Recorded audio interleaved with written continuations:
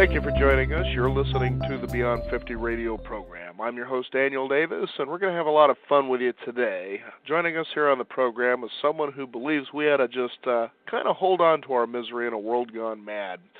As you see, that the self-help industry is a multi-million-dollar business. Everybody always picking up a book from somewhere with things that are promising you these 7 keys or 16 secrets, one thing or another, that will promise to move us from a place that we don't feel too happy about to a place that we think that we're going to be elated with, being successful, being rich, being happy and in love, world travel, you name it, it's all out there for the taking. Well, then how come it isn't working for most people? Well, we're going to find out how we can just go the opposite direction and maybe find happiness in an area that we always find our misery, that we find ourselves corded in. Joining us here on the Beyond 50 radio program is Scott Kalekstein. He's joining us today to share with us how to hold on to your misery in a world gone mad. And Scott, thank you for joining us here on the Beyond 50 radio program today. Thank you. Wonderful to be with you. Shall I call you Daniel? Sure, absolutely. Whatever makes you unhappy. That's fabulous. Now, tell us about yourself and how you decided just one day to say, I think I'm going to go the opposite direction. I think people will be a lot happier. Well, I was a self-help junkie. I've done my share of leading workshops. I've certainly taken a million workshops, read the books, and done the exercises. And what I found was that it all worked well. It all worked far too well, and I was finding my power. I was letting go of old beliefs and old pain, and I was stepping in. I was taking responsibility for my life. And you know what? I had enough. I had enough. I was yearning for the days of being a victim. I was remembering with nostalgia what it felt like to blame the government or to blame my parents or to blame my partner. Oh, how wonderful it was when I just had the convenience and ease of being able to blame everything on the person closest to me. I was missing those days, and then I realized, wait, nothing's stopping me. Nothing's stopping me from reclaiming my victimhood. Why can't I apply everything that I've learned from these books to, instead of owning my power, owning my helplessness? And so I began the journey that I'm on now. It's kind of interesting that a lot of us always think that we can move to a place that would make us happy, but we don't really know until we get there what we're really going to feel like. So how come it seems like we've been sort of lulled into a slumber to move into the direction of trying to help ourselves to move from a state where we think that we're miserable to a state that we're happy? And, it's like, it almost seems ridiculous sometimes. It is ridiculous. We used to watch soap operas. Now we watch Oprah. We used to watch Dr. Kildare, and now we watch Dr. Phil. Right. That's funny. Now, you were talking about that you have the 7 habits of highly dramatic people. I think that's kind of funny when you consider the opposite of Stephen Covey and his 7 habits of highly effective people. Let's talk about those and kind of go into detail about how you created the 7 habits of highly dramatic people. Well, this is motivated by service. I wanted to serve the people who were just, they were on their 2nd and 3rd helpings of self-help, and they were like overweight with power and purpose and passion, and they wanted to take off a few pounds. They wanted to reclaim their guilt and their shame and their drama. I wanted to be of service. I saw a need in the world for this. Mm-hmm. And so I was motivated by that desire to help people. Now, we'll go ahead and kind of go through these so people get an understanding of what we're talking about here, or at least a clear understanding. The number 1 habit that you have here of a highly dramatic person would be to harness the power of negative thinking. Absolutely. But before we do that, Daniel, if people practice these 7 habits successfully, they're not going to have enough time to go through all 7 of them. And that's why I started the book with a very, very quick, handy 2-step process. And let me read that to you. This is a process of how to reclaim your right to be dramatic, mm-hmm. to suffer, and to help others suffer, whether it be total strangers or the ones you love most. And that is, number 1, Believe and act like your safety, security, and happiness are dependent on people and forces outside of you that you can't control. And number 2, try to control them. It's that simple. It's that simple. You don't have to go further. You don't have to read the rest of the book. If you practice those 2 simple steps, I promise you, you will be helping make the makers of Prozac wealthy.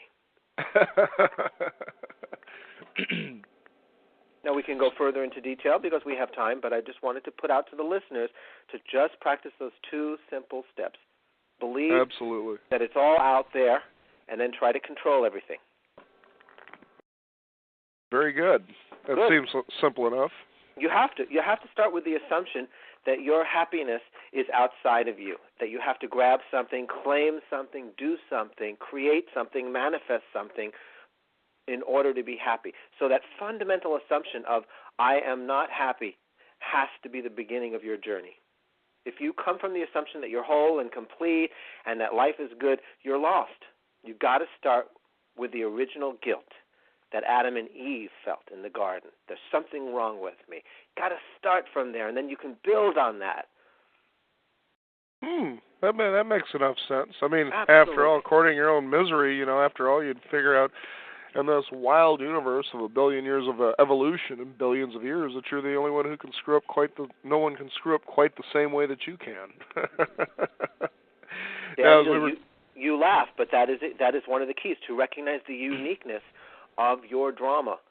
Mm-hmm. No one's going to be as dramatic as you in the exact way that you can be a drama king or queen. Mm-hmm. We're not sexist here. Absolutely. Now, on the 7 habits, the first one we'll talk about is harness the power of negative thinking. Yes. Now, a lot of people are so busy trying to find ways to think positively, but the fact is that you recognize that you're thinking negative. So what's so wrong with that? Nothing's wrong with that. And as a matter of fact, you can actually get a lot of mileage out of it. I recommend the what-if process. And the what-if process happens unconsciously, but it's time to make it conscious for people. When you make it conscious, you can get more mileage out of it.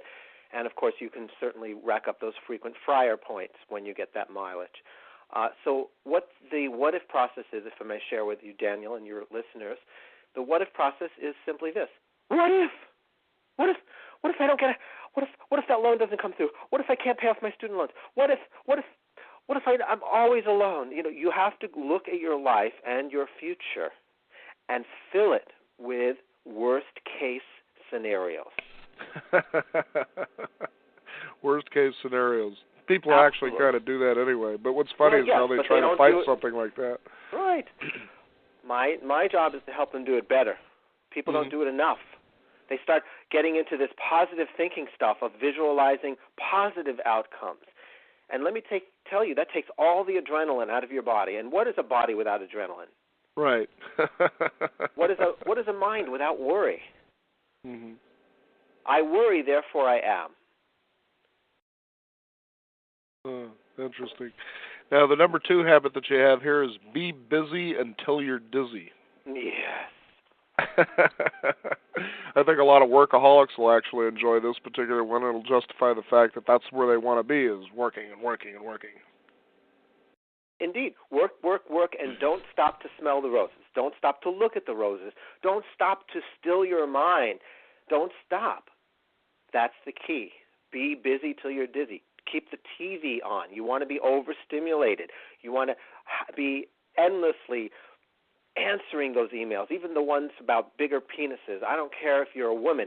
You got to answer those emails respectfully, all 400 of them. 400 of them, yeah. They do come as an onslaught, don't they? They do.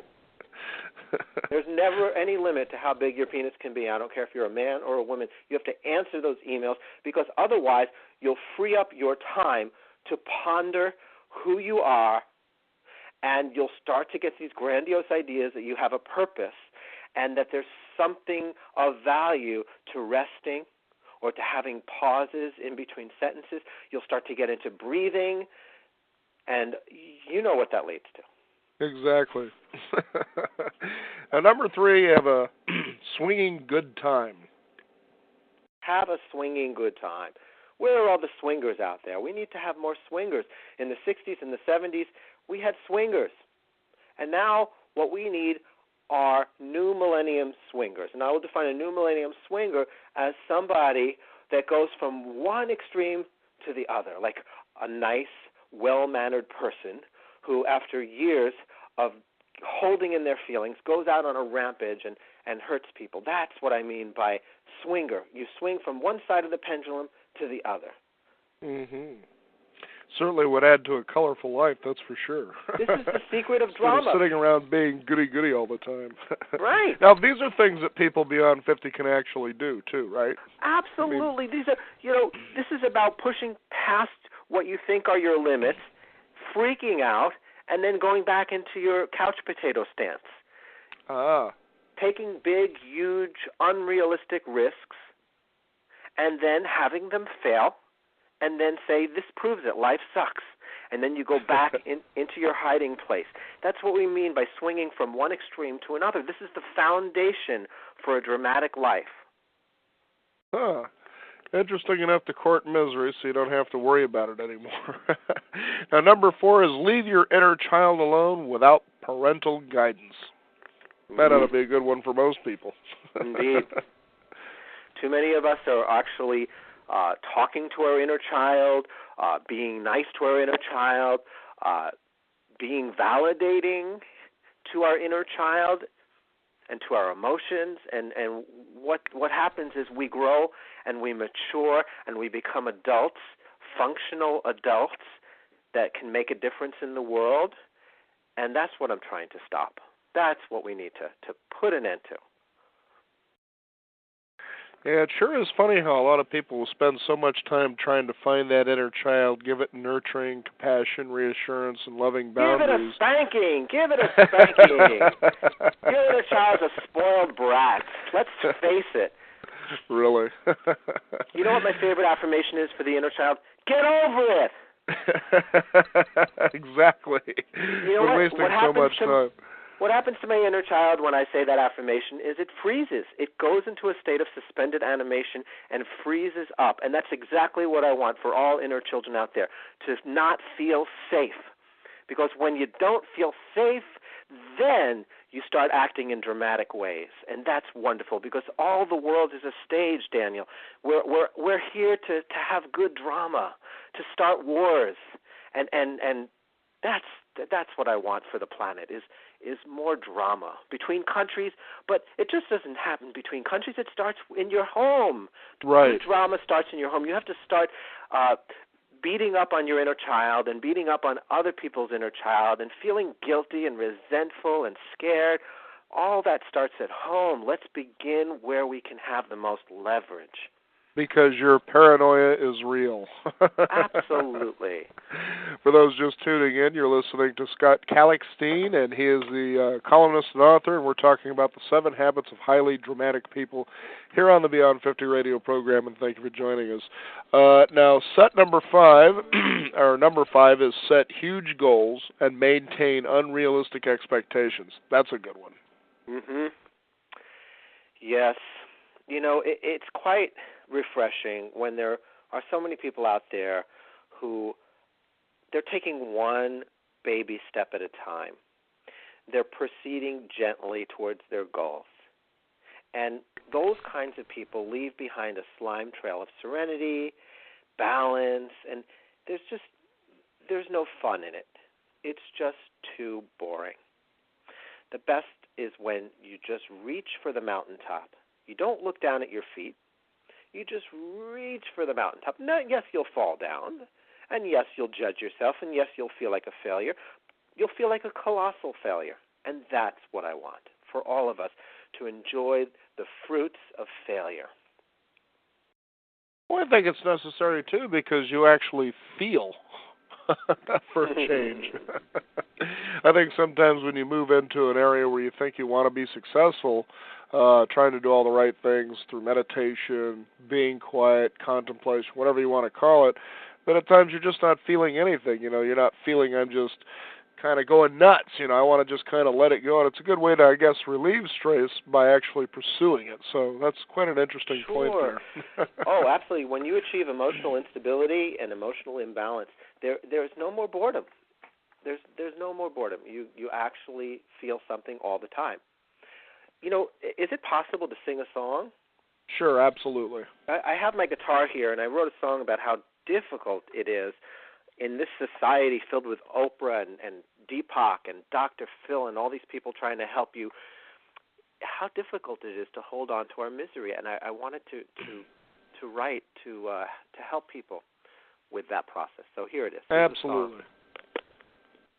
And let's make sure you and your listeners can hear me. We'll do a little sound test. Can you hear me? Are you yes or no? Yep, just a little bit louder, though. Okay. Okay. Don't take my pain away from me. Don't leave me here without my misery. 'Cause if I let go, then what might I do? This waking up is hard to do. Remember when I loved to gripe? Got so much pleasure just from being right. Now pointing fingers just makes me blue. This waking up is hard to do. They say that waking up is hard to do. So many years of sleeping through. Don't say maybe I could. Instead of waking up, I'd rather hold on to my victimhood. My guru says only God is real. My therapist tells me to feel. Seems every year there's more issues. This waking up is hard to do. They say that waking up is hard to do. It's hard enough to turn off the tube.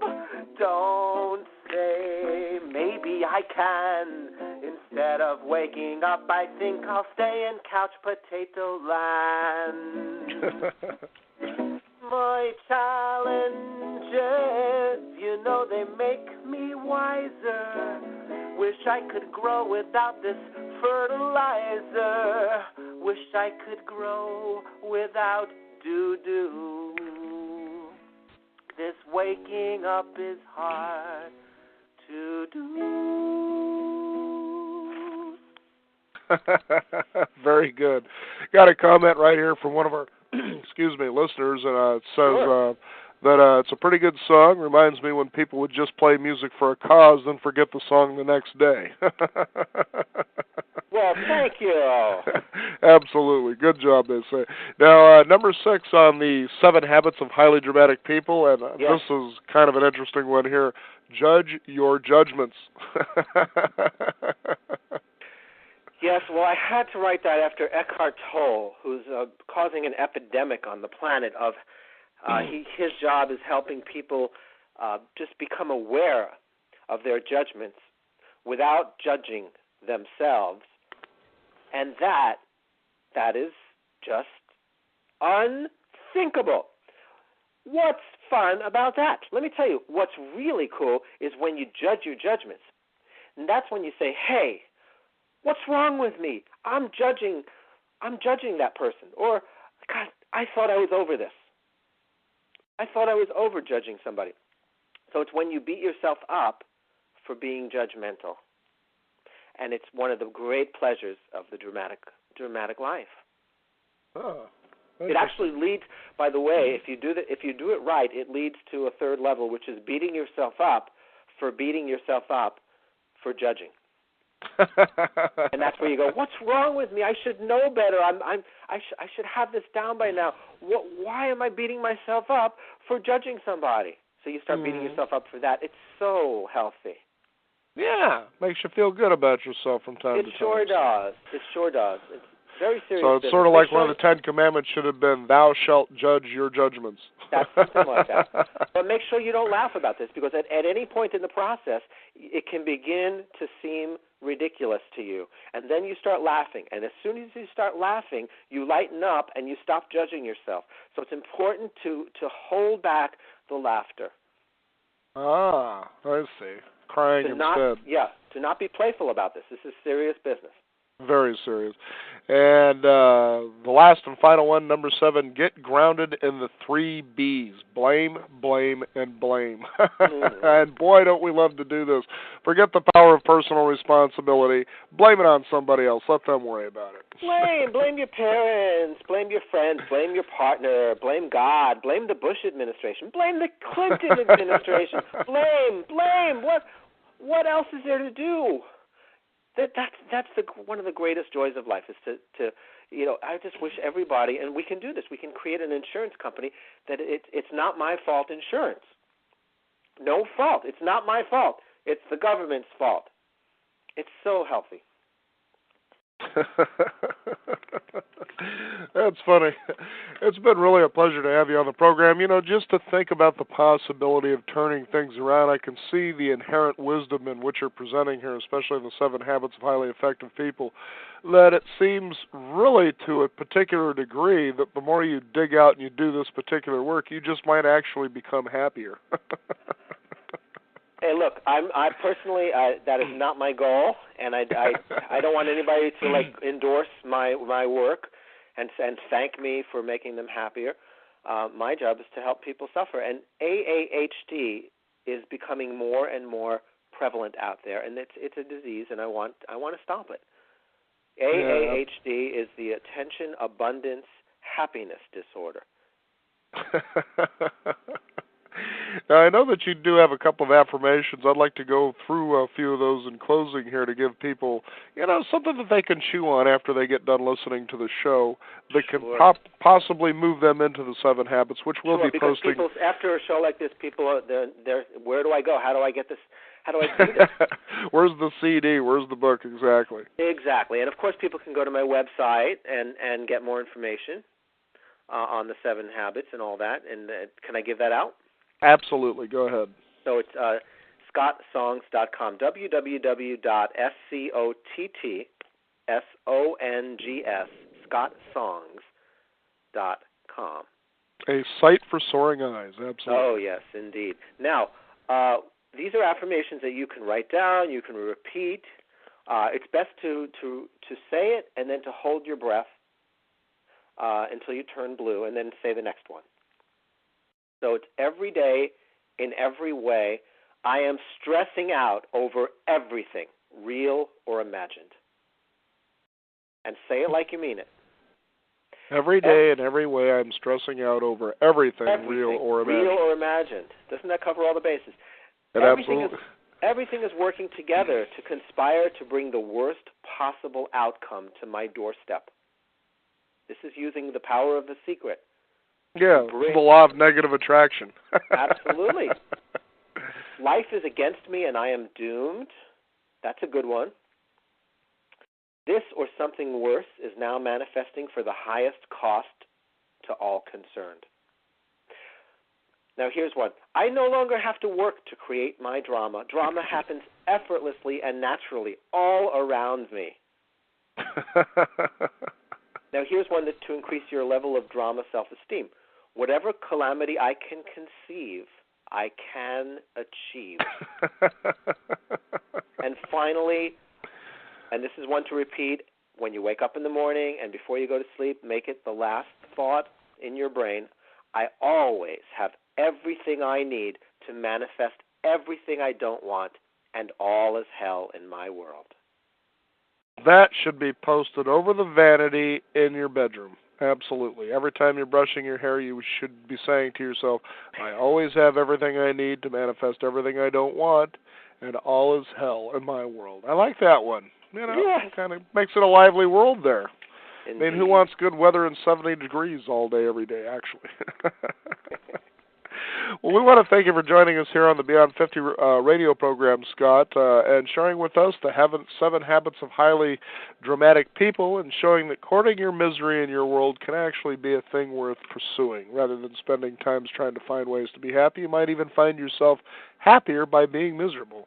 And again, and our guest today joining us on the Beyond 50 radio program, Scott Kallichstein, and thank you for being on our program today. And go ahead and give your website out one more time so people can find out more about it. It's been my honor, my pleasure, and a total waste of my time, so thank you. And my website again is... That's a good thing that we can waste time well together. Sounds good. It's www.scottsongs.com.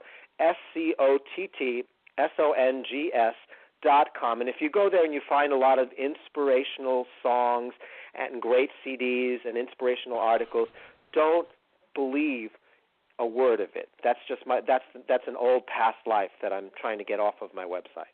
Ah, very good. Okay. Well, again, what's that? I said okay, and then happy April Fools, everybody. Very good, and thank you for joining us here on the Beyond 50 radio program. Bye, Daniel. You bet. And we want to thank you, the listeners out there, for tuning in today. You can find out more about our program by simply going to our website, beyond50radio.com. That is 50 with a 50. And shoot over to our blog where you'll find out what the 7 habits of highly dramatic people are. Just in case you tuned in a little bit late, you can get all 7 of them there. And also sign up for our free weekly e-newsletter, which comes into your email every week. And also be sure to tune into our program, as we're always live from 12 noon to 1 o'clock. That's Pacific Standard Time. And this is the Beyond 50 radio program. I want to thank you for joining us today. I'm Daniel Davis. And remember, live your day past halfway.